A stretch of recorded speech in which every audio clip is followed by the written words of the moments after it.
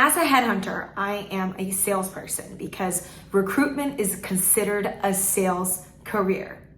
In order to become a top biller as a headhunter, or if you want to be a top biller in any sales type of career, which is recruitment, you absolutely need to master these 5 tips that are really going to boost up your ability to bill as much as you can and be ranked highly within your organization. The first tip I have for you is that you need to give a shit. And this is the most obvious thing that any prospect will be able to hear from the tone of your voice, what you say, how seriously you say it, and do you actually want to connect with this person that you're prospecting. I've gotten prospected by people who clearly don't give a shit about their job. So many people break into some sort of sales role, sadly because they can't get any other job and they want to make a living. And so sales is kind of like a fallback because, it's kind of lazy. It's easy to get into sales. You don't have to really go to school and people will give you a chance as long as you act like you care. But once you're at the job, you can no longer skate on just acting. You have to actually give a shit to get ahead. So if I'm a recruiter trying to sign clients up to my services, I have to act like I actually give a shit about my clients.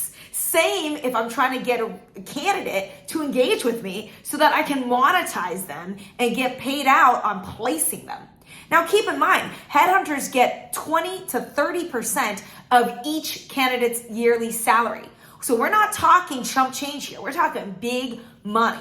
If you can get candidates to move, you'll make a lot of money. The only way to get their attention through the hundreds of thousands of people prospecting them every day is to act like you give a shit. So then when you are talking to them, they know that you're not a bullshit con artist and they know that you actually care about them. Because especially if you're in the business of recruitment like I am, your prospect has to feel that you're personally invested in their success. Otherwise, what could happen? What could happen is that an unscrupulous headhunter, and many recruiters do this, is they sell the candidate on a whatever they have available just because they want to close you on a deal. They're not actually trying to help you find the best opportunity that best suits you and cares about you as an individual. Now, when candidates get that sense, they will not want to engage with you. Same with the client. A client will not want to engage with you if they get the sense that you're only calling and prospecting them because of the fee. Right? And that's what distinguishes top sales leaders, top billers, and the people who ultimately don't last in recruitment, in sales, in whatever. Because if you don't give a shit, your network can feel that. And if they can feel that, they're going to invest their time and energy into somebody else who does care. So how can you show a prospect you care? You've got to be giving them information and you've got to be asking lots of insightful questions, which is tip number 2. You've got to ask tons of open questions. And that means just learning.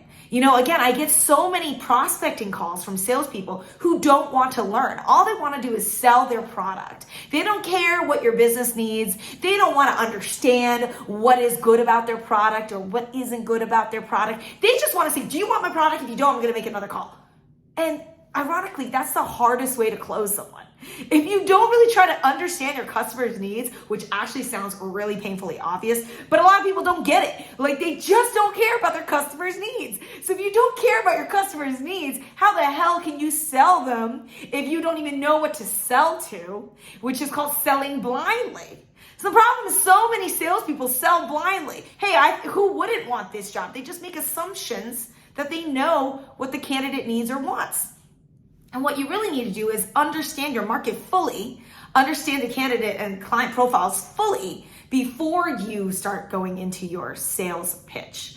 And trust me, I've also made this mistake where I categorize people, I generalize customers, and I start assuming like I know their life story, and sometimes I'm wrong. I'm very wrong, and that's a mistake. You can never sell blindly. You've got to ask a ton of open questions to unearth everything about them before you go in for the kill, which is the ultimate sell. So open questions are who, what, when, where, why, how, to a point where none of your questions should be closed-ended questions like yes or no. I'm serious. Not even a single one of the questions that come out of your mouth in the sense that you're ending your, questioning with it should be a closed question. So the example I have here is, do you like your job? That's what a lot of recruiters, junior ones, will ask. Do you like your job? Instead, you should say, how much do you like your job? What do you think about your job?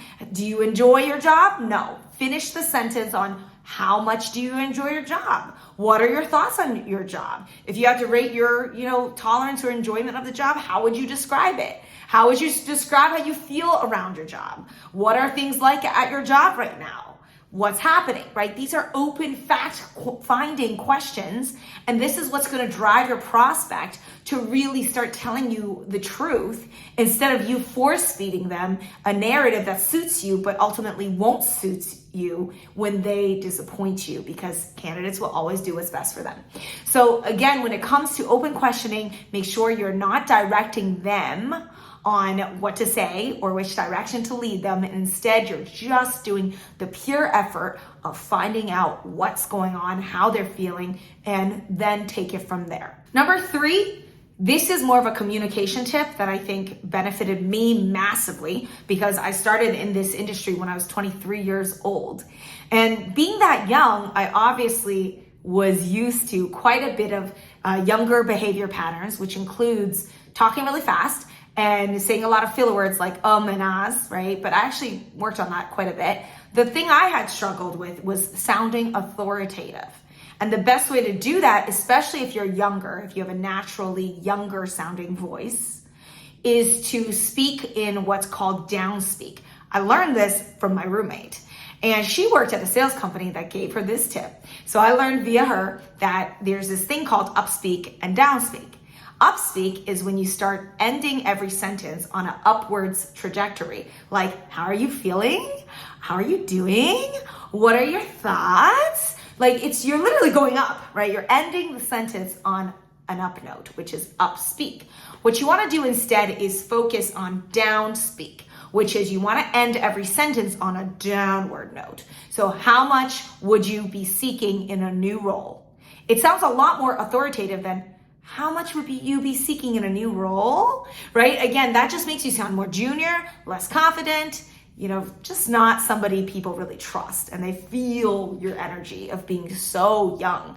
And it's very hard to command a conversation with a prospect who's double to triple your age if they feel that you sound like their child, right? It's really hard to make a sale if that's what's going on.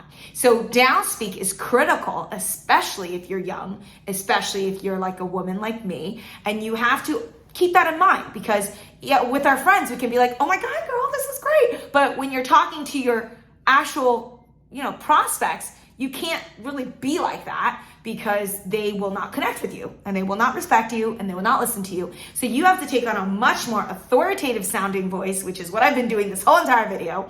And you'll notice that this is just what I do. I sound like this with everyone. Everything I say is pretty much on a downward note, unless even when I'm asking questions. So like, where are you from? What do you do? You're still ending it on a downward note. What do you do? Where are you from? Oh, cool. What's that like? Right? All downward ending notes.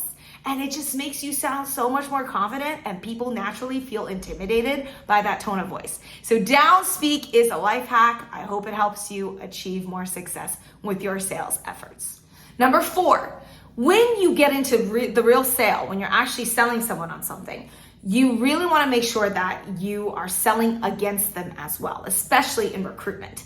When we're trying to assess if a candidate is genuinely interested in something or not, again, realize that they are only in it to benefit themselves. So a lot of times candidates will leverage whatever you say and do against you, and they'll do it to benefit themselves at the end of the day, whether in form of gathering market intel, whether in form of using your opportunities to push for a counter offer. Whatever it may be, you just can never rest too assured that your candidate is really committed to your processes. So sometimes I do like to sell against what I actually want them to do, because this is what's going to help me figure out if they're genuinely serious about whatever it is I'm trying to sell them on. The best example of this is that I recruit headhunters. And when I do that, I always try to figure out if this person wants to be an HR person or not, because that's not what we do. We're not in HR. So I will ask a candidate all the time, why wouldn't you go internal? What's so bad about being a talent acquisition person? And if they fall for it, and if they go, I love it, it would be great, then I know that this is not my candidate. And I'll just explain to them, hey, you know what? You literally just told me you want to go internal, and that would be great. And that is literally your goal. That is not what I do. I'm sorry. You might want to try this interview another time down the line if you change their mind.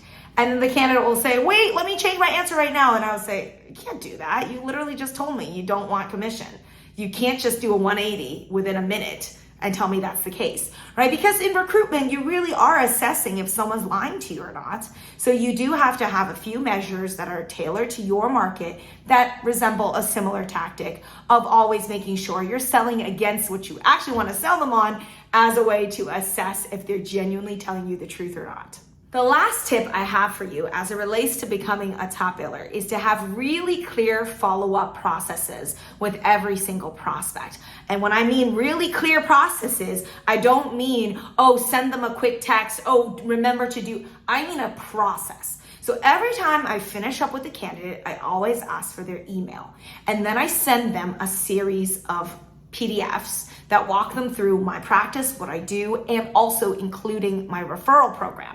This is to show the candidate that I'm genuinely serious about my recruitment business and I'm not just some BS salesperson that's just like having funsy chats. I'm a serious salesperson, so I'm going to have very serious processes.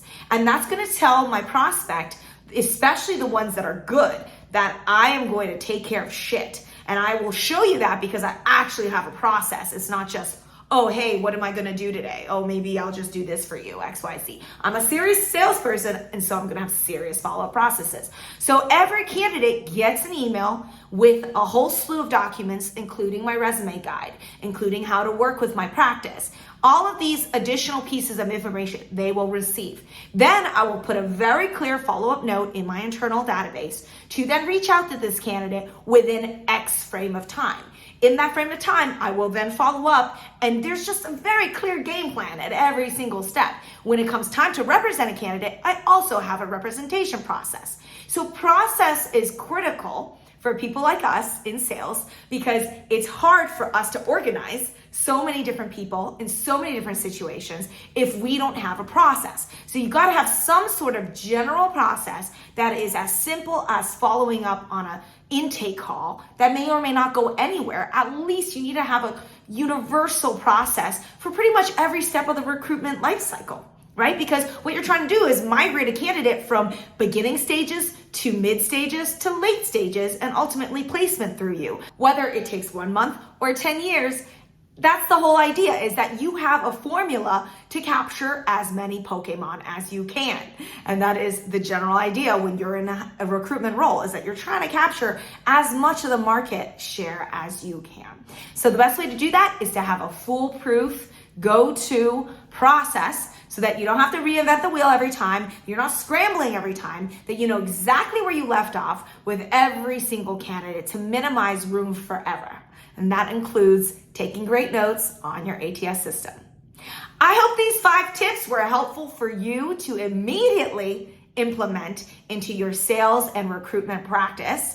And please do drop me a line on anything that you want further clarification on, or any challenges you're facing as it relates to selling, recruiting, controlling the process, objection handling, growing your business, entrepreneurship, what have you. I'm here to help guide you and support you to achieve more success in billing, sales, and ultimately to become a top biller.